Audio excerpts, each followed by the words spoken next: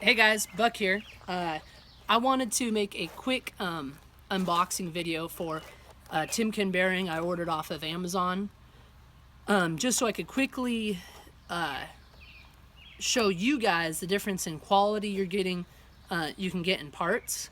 Now, on one hand, I got the Master Pro from O'Reilly's, and this ran roughly 30 bucks. And actually, the Timkin bearing off of Amazon ran $30 as well.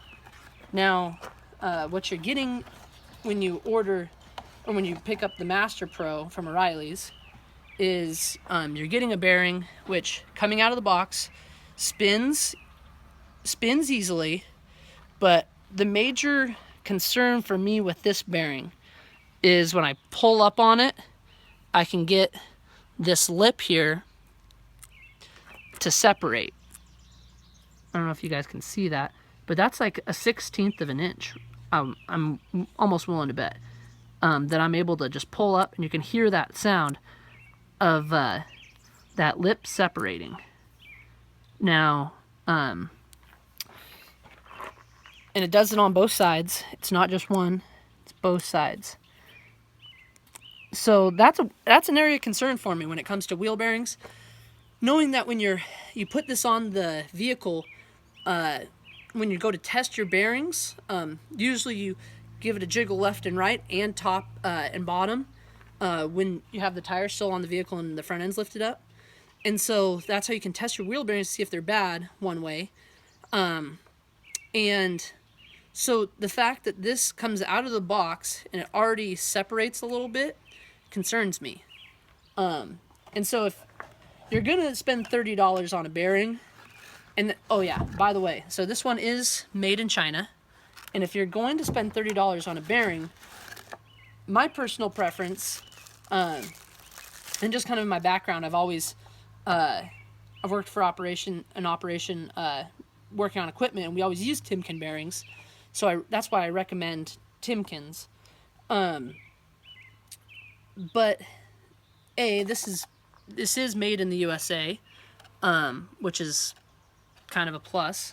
But I think there's a substantial difference in quality with the bearing, because now this one spins smooth, but it's a little more. There's a little more. I don't know. I don't want to say friction. It's smooth, spins smooth, but I can tell it's just a tighter bearing, because here you can see me pulling up on it, and this thing doesn't separate like the O'Reilly bearing does. And both sides are good in that regard. Now, I've already replaced one of these bearings on the driver's side, and I actually did use the Master Pro on that side. I'm kind of disappointed that I didn't look into the Timkin bearing a little bit more beforehand, because when you go to O'Reilly's and you want to get the next size up or the better quality product, you're looking at usually it's anywhere from $10 to $20, $30 more, and the Timkin bearing off Amazon was only like 30 bucks, and at least for the 2007 Ford Edge. And oh, by the way, I will throw a link in the description for that. And if you use the link when you go to order the wheel bearing, it actually helps us channel out a lot.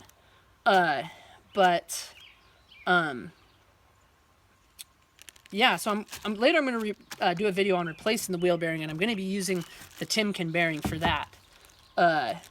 And so if you just, keep tuned for that. Hopefully I can show you guys in that video just that it's actually not that difficult a chore to replace your wheel bearings, but it's something that you can do yourself and add value, where you don't have to go and spend hundreds of dollars to do it. And yeah, just with some basic tools, you can really get the job done. I'm trying to add value to Ford Edge owners like myself, and if you found this information helpful, please like the video and subscribe. and stay tuned for more updates. And I will post a link in the description. Please follow that through to Amazon if you want to pick up your own Timkin bearings there. Thanks, guys.